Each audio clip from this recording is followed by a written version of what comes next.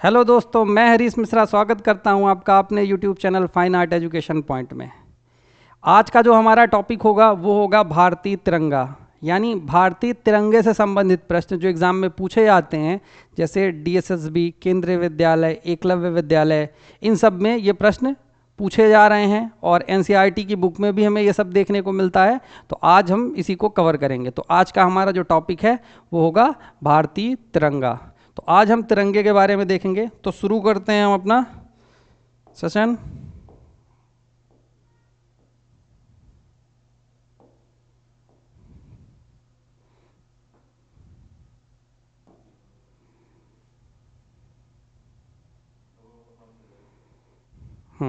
आज का जो हमारा टॉपिक है वो है भारतीय तिरंगा। भारतीय तिरंगा से संबंधित क्या क्या प्रश्न पेपर में बन सकते हैं, एक एक करके हम उनको अच्छे से समझते रहेंगे। उसके बाद आज के बाद हमें तिरंगा में कभी कोई दिक्कत नहीं होगी। तिरंगा से कोई भी प्रश्न पूछे हम सब प्रश्न बड़े आसानी से कर लेंगे। तो जब भारतीय तिरंगे की बात होती है तो सबसे पहले हम देखेंगे कि ये जो हमारा भारतीय तिरंगा है,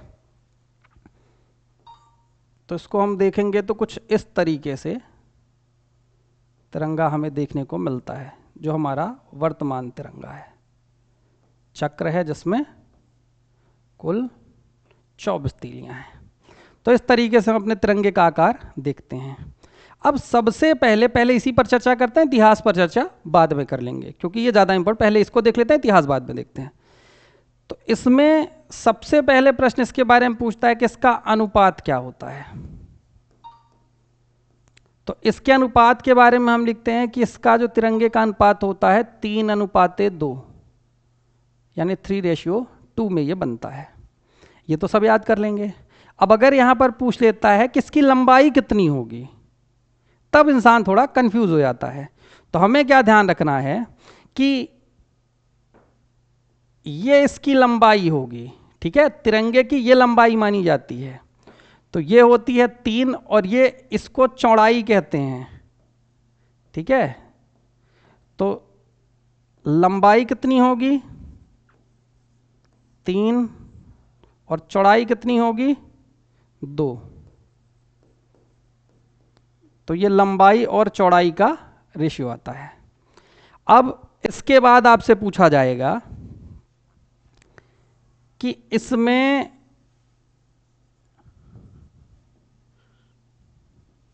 कितनी पट्टियां हैं, कितनी पट्टियां हैं। तो कितनी पट्टियां हैं तो हम क्या लगाएंगे, 1 2 3 पट्टियां हैं, ठीक। तो पट्टियां हो जाएंगी 3। फिर पूछेगा कि आप ये बताइए तिरंगे में कितने रंग प्रयोग किए गए हैं। तो तिरंगे में कितने रंगों का प्रयोग हुआ है। तो जब हम इसमें रंग पढ़ेंगे तो हम इसमें लिखेंगे तिरंगे में 3 नहीं, तिरंगे में 4 रंगों का प्रयोग हुआ है। कितने, 4 रंगों का प्रयोग हुआ है। कैसे, एक तो ये हम देखेंगे, ये है नारंगी या जिसको हम कहते हैं केसरिया, एक ये है सफेद, एक है हरा। तो 3 रंग हुए। और ये जो चक्र है इसका भी तो एक रंग है ना, जिसको हम कहते हैं सागरी नीला, सागरी नीला, या इसी को नेवी ब्लू या डार्क ब्लू, नेवी ब्लू या डार्क ब्लू कहेंगे। अब ध्यान ये रखना है कि अगर मान लो यहां पर ये पूछे कि ये बताइए कि तिरंगे में कौन कौन से रंग हैं, तो हमें कितने लगाने हैं, 4 रंगों का प्रयोग किया गया है। केसरिया, सफेद, हरा और सागरी नीला, इतने रंगों का प्रयोग हुआ है। अब इसके बाद पूछेगा कि ये किस कपड़े का बनता है। तो मूल रूप से जो हमारा तिरंगा है वो खादी कपड़े का बनता है। खादी कपड़ा बाकी अब हमें कई वैरायटी में देखने को मिलते हैं, लेकिन शुद्ध रूप से जो तिरंगा है वो खादी पर बनता है। ठीक, ये चीज़ हो गई। अब यहाँ से जब हम निकलेंगे तब हम देखेंगे कि ये जो इसके 4 रंग हैं,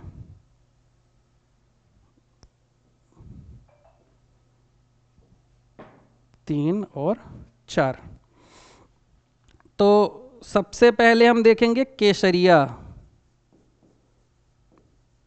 फिर देखेंगे नारंगी। ये ध्यान रखना, अगर नारंगी और केसरिया दोनों में है, दोनों ऑप्शन में है, तो हमेशा केसरिया लगाएंगे, नारंगी नहीं। केसरिया रंग एक है, बीच में आता है सफेद रंग,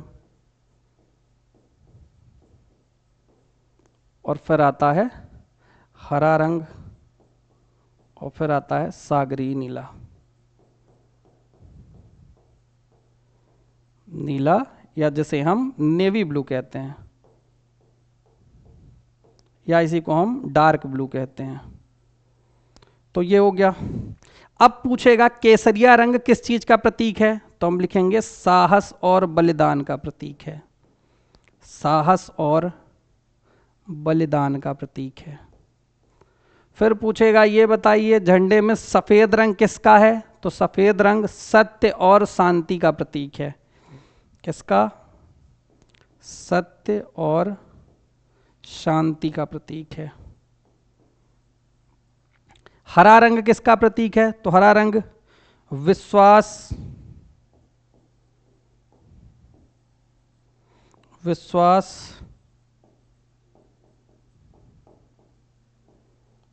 उर्वरता का प्रतीक है। अब आता है, अच्छा इसके अलावा और भी कुछ पूछे तो 2-3 और देख लेते हैं। साहस बलिदान के साथ साथ त्याग एक शब्द देख लेते हैं, और शक्ति एक शब्द देख लेते हैं। जैसे कभी कभी हो सकता है साहस और बलिदान ना हो, तो ये 2 शब्द भी देख लो। फिर एकता और सच्चाई, एकता और सच्चाई का प्रतीक है सफेद रंग। और हरा रंग विश्वास उर्वरता के साथ साथ विकास का भी प्रतीक है। तो इतनी चीजें हो गई। अब आता है हमारा सागरी नीला, जो कि किस में बना हुआ है, चक्र में। तो अब चक्र से प्रश्न बनेंगे। चक्र से सबसे पहला प्रश्न बनेगा कि ये जो चक्र है ये कहां से लिया गया है। तो हम देखेंगे जो मौर्यकालीन अशोक स्तंभ है, अशोक स्तंभ है, अशोक स्तंभ से चक्र लिया गया है, जिसमें पूछे कुल कितनी तीलियां हैं, तो कुल 24 तीलियां हैं।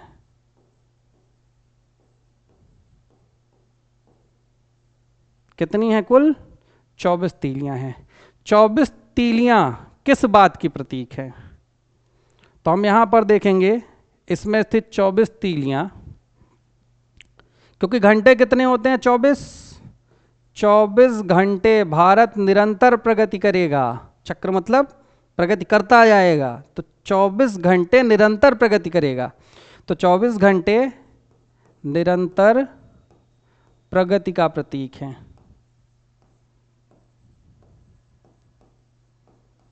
24 घंटे की निरंतर प्रगति का प्रतीक है हमारा अशोक स्तंभ का जो चक्र है। इतना हो गया। अब इसके बाद इतनी बात समझ में आ गई झंडे के बारे में, क्या क्या कि भारतीय झंडा अनुपात क्या होता है, उसकी लंबाई कितनी होती, चौड़ाई कितनी होती है, कितनी पट्टियां हैं, कितने रंग हैं, और कौन सा कपड़ा प्रयोग किया जाता है, फिर कौन से रंग का क्या प्रतीक है, फिर जो नीला रंग है या जो चक्र है कहाँ से लिया गया है, कितनी तीलियां हैं, उस तीली का मतलब क्या है। इतनी बातें जब हो जाएंगी तब हम चलेंगे आगे।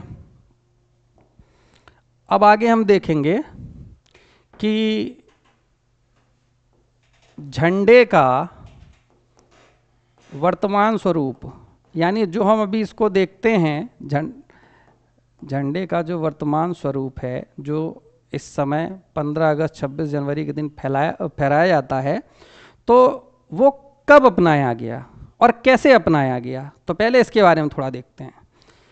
तो झंडे का जो वर्तमान स्वरूप है, इसके लिए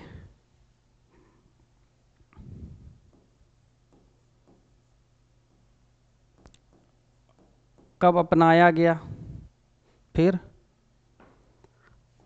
आम जनता के लिए कब, आम जनता के लिए, यानी जब शुरुआत में तिरंगा बना था तो उसे सब नहीं फहरा सकते थे, लेकिन बाद में ये सबके लिए सर्वसाधारण कर दिया गया कि सब लोग झंडा फहरा सकते हैं। और इसके बाद फिर झंडा फहराना मौलिक अधिकार बना दिया कि झंडा फहराना हमारा क्या होगा, मौलिक अधिकार होगा।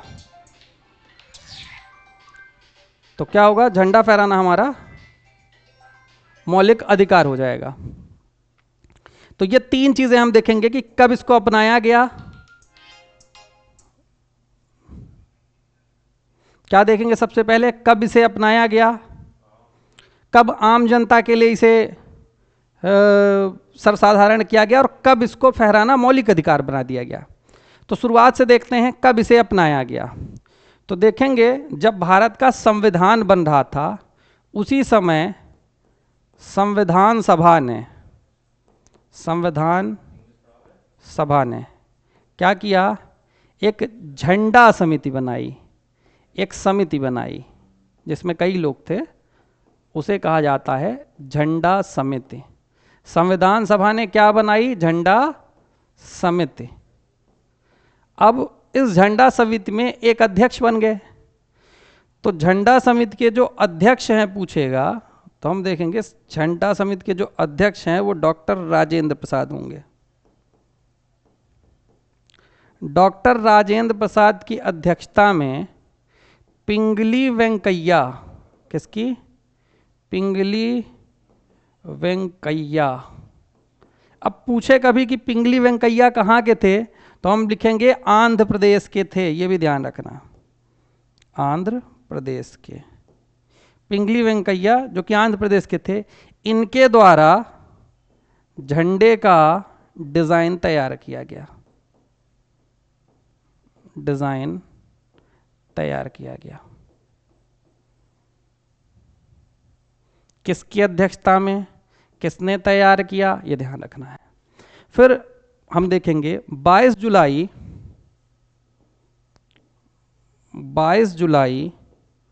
1947 को ये भारत का झंडा स्वीकार किया गया।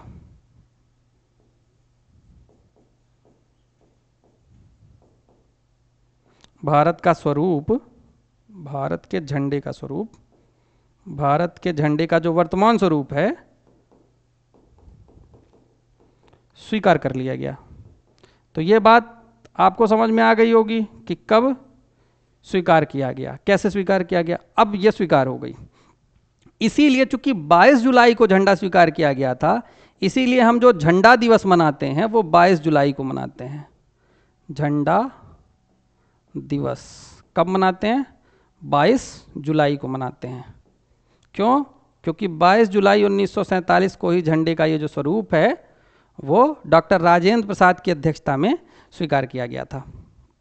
इतना हो गया। अब इसके बाद हम देखेंगे कि 26 जनवरी 2002, 26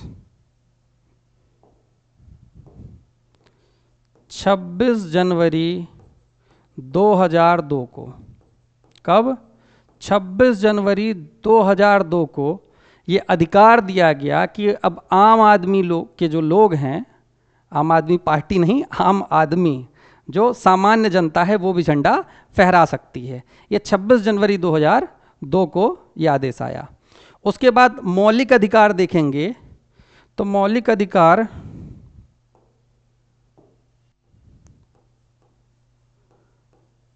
अनुच्छेद 19A के तहत झंडा फहराना हमारा मौलिक अधिकार है, ये बात लागू की गई 19A के तहत झंडा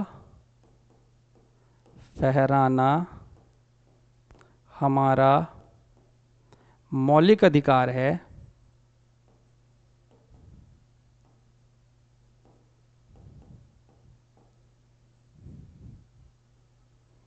ये कब हुआ तो इसे हम देखेंगे। ये आया है 23 जनवरी 2004 को। कब? 23 जनवरी 2004 को। अब ये मौलिक अधिकारों में जुड़ गया है कि झंडा फहराना हर व्यक्ति का मौलिक अधिकार है।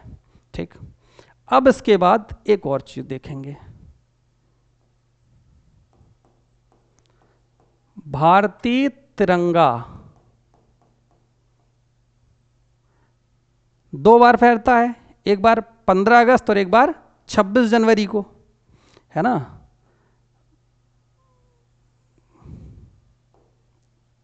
कब कब? 2 बार फहराया जाता है, एक बार 15 अगस्त को और एक बार 26 जनवरी को। आप लोगों ने ध्यान दिया होगा कि 15 अगस्त को जब भी झंडा फहराया जाता है तो लाल किले पर फहराया जाता है। और 15 अगस्त को जब भी झंडा फहराया जाता है तो कहाँ फहराया जाता है? लाल किले पर फहराया जाता है। और जब 26 जनवरी को झंडा फहराया जाता है तो हम देखेंगे इंडिया गेट के राजपथ रोड पर, राजपथ रोड पर 26 जनवरी के दिन इंडिया गेट के राजपथ रोड पर झंडा फहराया जाता है। तो 15 अगस्त स्वतंत्रता दिवस के दिन पे हम देखेंगे कि लाल किला में हमारे आदरणीय प्रधानमंत्री जो होंगे वो ध्वजारोहण करते हैं। क्या करते हैं? ध्वजारोहण करते हैं, ध्वजारोहण करते हैं। और 26 जनवरी को इंडिया गेट के राजपथ रोड पर हम देखेंगे गणतंत्र दिवस के मौके पर, गणतंत्र दिवस के अवसर पर जो भी हमारे माननीय राष्ट्रपति होंगे वो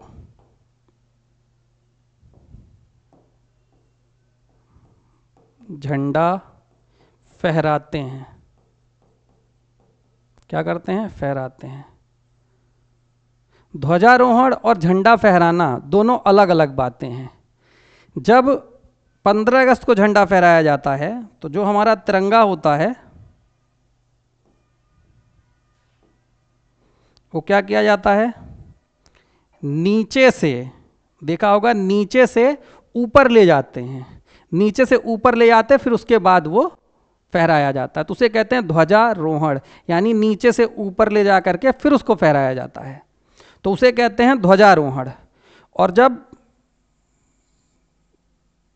और जब डायरेक्ट ऊपर बंधा रहे और ऊपर से ही फहरा दिया जाता है तो उसे कहते हैं झंडा फहराना। तो ध्वजारोहण का मतलब यह है जब झंडा नीचे से ऊपर जाए, और झंडा फहराने का मतलब है कि ऊपर ही लगा रहे उसको फहरा दिया जाए। तो 15 अगस्त में हमेशा ध्वजारोहण होता है, यानी झंडा नीचे से ऊपर ले जाया जाता है। क्यों? क्योंकि 15 अगस्त 1947 के दिन हम आज़ाद हुए थे। उस दिन अंग्रेजों का झंडा नीचे आया था और भारत का झंडा ऊपर गया था, तो उस दिन ऊपर जाकर के फिर फहराया गया था, इसलिए उसे ध्वजारोहण कहते हैं। और हमेशा नीचे से ऊपर ले जाया जाता है उस दिन। वो हमारे स्वतंत्रता का प्रतीक है कि गुलामी से हम स्वतंत्र हुए थे, तो हमारा झंडा नीचे से ऊपर गया था। और 26 जनवरी के दिन गणतंत्र लागू हुआ था तो झंडा तो ऊपर ही था, तो इसीलिए 26 जनवरी के दिन झंडा ऊपर ही रहता है, वहीं से फहराते हैं। तो ध्वजारोहण और झंडा फहराने में ये अंतर है। तो इसी को फ्लैग होस्टिंग कहते हैं, ध्वजारोहण को। इतनी बातें समझ में आ गई तो फिर हम आगे चलेंगे। इसी में देख लेंगे, अगर आए कि लाल किले पर सबसे ज़्यादा बार झंडा किसने फहराया, तो लाल किले पर सबसे ज्यादा बार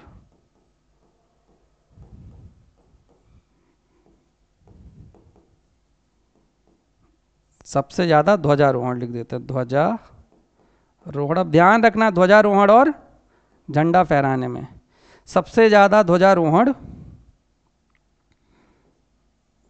पंडित जवाहरलाल नेहरू ने किया। और हमें बताना 15 अगस्त के दिन प्रधानमंत्री करते हैं और 26 जनवरी के दिन राष्ट्रपति करते हैं। तो सबसे ज़्यादा पंडित जवाहरलाल नेहरू ने फहराया है। एक प्रश्न और अगर झंडे से संबंधित बने कि झंडा गीत कौन सा है, तो झंडा गीत में हमने सुना होगा ना, विजय विश्व तिरंगा प्यारा झंडा ऊंचा रहे हमारा, तो वो झंडा गीत है। तो आए झंडा गीत कौन सा है, तो हम लिखेंगे विजयी विश्व तिरंगा प्यारा, यही हमारा झंडा गीत है। अगर पूछे कि इसे किसने लिखा है तो हम लिखेंगे श्यामलाल गुप्ता। क्या लिखेंगे? श्यामलाल गुप्ता पार्षद। श्यामलाल गुप्ता पार्षद ने इसे लिखा है। अब ये हो गया, झंडे के बारे में हमने देख लिया। फ्लैग होस्टिंग क्या है ये देख लिया। प्रधानमंत्री कहाँ फहराते हैं, राष्ट्रपति कहाँ फहराते हैं, ये हमने देख लिया। अब हम आते हैं इतिहास के बारे में, भारतीय झंडे का विकास कैसे हुआ। तो भारतीय झंडे के विकास का क्रम, जब हम नेट में देखने जाएंगे तो हमको झंडे के विकास के कई सारे क्रम देखने को मिलते हैं, लेकिन चूंकि हमें अपने तैयारी के हिसाब से पढ़ना है तो जो एनसीईआरटी में दिया, एनसीईआरटी में केवल 3 चरण दिए हुए हैं, तो हम केवल 3 ही को याद कर लेते हैं, 3 चरण को, क्योंकि अगर क्वेश्चन आएगा भी तो उसी के अंदर से आएगा, तो हम उसी को ध्यान में लेकर के रखेंगे। सबसे पहले 1906, फिर 1921 में दूसरा झंडा बना, और फिर 1947 में, जिसके बारे में अभी हम लोगों ने देख लिया। तो जो 1906 में भारत के तिरंगे का जो पहला स्वरूप आया वो 1906 में आया। तो 1906 में सिस्टर निवेदिता ने, किसने? सिस्टर निवेदिता ने इसका डिज़ाइन तैयार किया था पहले झंडे का। ठीक, फिर 1921 में इसे भी पिंगली वेंकैया ने ही डिज़ाइन किया था, और 1947 वाले को भी पिंगली वेंकैया ने ही डिजाइन किया है। ये हो गया हमारा। अब इसके बाद सिस्टर निवेदिता को ही भगिनी निवेदिता कहते हैं, भगिनी निवेदिता। तो कंफ्यूज नहीं हो ना, दोनों एक ही हैं। ये विवेकानंद की शिष्या रही हैं। तो भगिनी निवेदिता के बारे में हमने देखा। अब देखेंगे पहली बार ये झंडा, जो पहला झंडा बना था, वो पहली बार जो झंडा है वो कलकत्ता में पारसी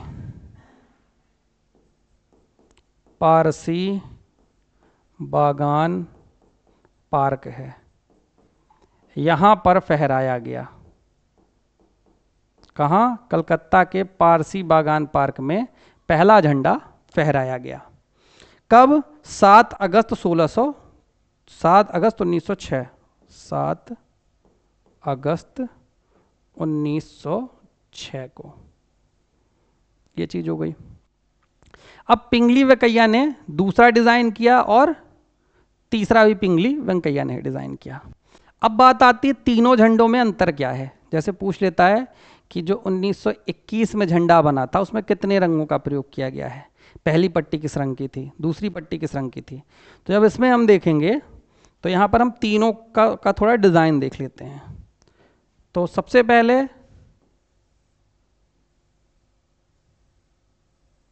पहला झंडा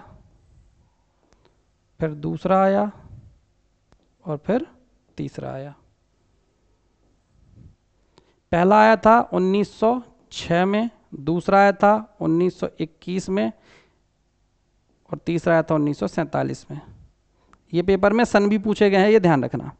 पहला वाला जो झंडा हम देखेंगे उसमें देखेंगे 1 2 3 पट्टियां रहेंगी। 3 पट्टियों में जो पहली पट्टी है वो हरे रंग की,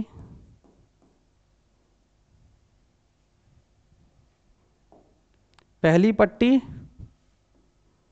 हरे रंग की, फिर दूसरी पट्टी पीले रंग की, फिर तीसरी पट्टी लाल रंग की।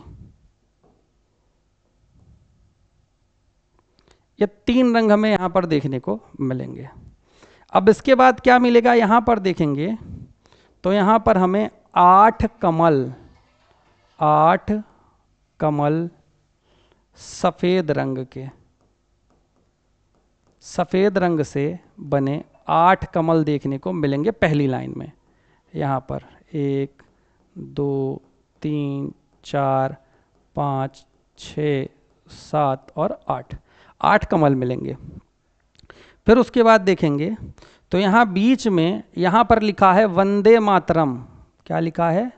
वंदे मातरम लिखा हुआ है।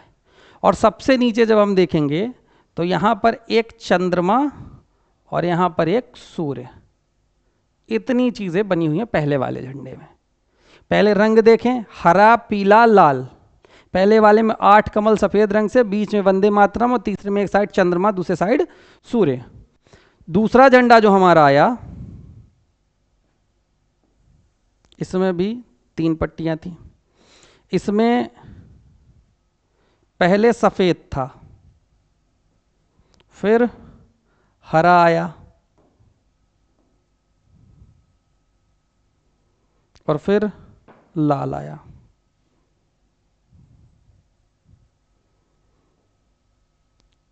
अब इसके बारे में कहा यह गया कि जो लाल रंग है वो हिंदू का प्रतीक है, जो हरा रंग है वो मुस्लिम का प्रतीक है, और इसमें जो एक देखेंगे तो एक बना है चरखा। उसमें वंदे मातरम लिखा था और इसमें क्या बना था? चरखा बना था। तो जो चरखा है, चरखा क्रांतिकारियों का प्रतीक है, क्रांतिकारियों का, कि हिंदू मुस्लिम दोनों क्रांतिकारी। तो यहाँ पर ये 3 चीज़ बने हुए हैं, मुस्लिम और हिंदू, बीच में चरखा है। अब लास्ट वाला जो है, लास्ट वाले को सभी जानते ही हैं। सबसे पहले केसरिया, बीच में सफ़ेद, फिर हरा और बीच में नेवी ब्लू से चक्र बना हुआ है। कितनी तीलियां हैं? 24 तीलियां हैं। कहाँ से लिया गया है? मौर्यकालीन अशोक स्तंभ से लिया गया है। तो इसमें नारंगी कहें या केसरी कहें, केसरिया रंग, बीच में सफ़ेद रंग और लास्ट में हरा रंग। अब कौन सा रंग, और ये जो है ये चक्र कहाँ से लिया गया है? अशोक स्तंभ से। कितनी तीलियां हैं? 24 तीलियां। किस बात की प्रतीक हैं? 24 घंटे निरंतर वृद्धि की। 24 घंटे निरंतर वृद्धि का प्रतीक मानी जाती हैं। तो इस प्रकार तिरंगे के बारे में हमने हर चीज़ देखी। तिरंगा कैसे आया, कब अपनाया गया, मौलिक अधिकार कब बना, सबको फहराने की स्वतंत्रता कब दी गई, किस समिति ने झंडे को पास कराया, झंडा कब पास हुआ, तो और किस झंडे का जो स्वरूप है, कब कब किस तरीके का झंडा रहा, तो तो इतनी चीज़ें अगर हमसे बनती है तो ये समझो कि केवीएस, एनवीएस, एकलव्य विद्यालय जैसे पेपर में 1 नंबर का यहाँ से कहीं से भी कुछ भी एक पूछ सकता है प्रश्न, और पूछता ही है। अगर आपसे ये टॉपिक अच्छे से बनता है तो 1 नंबर आपका कहीं नहीं गया है। तो आज की क्लास में इतना ही, धन्यवाद।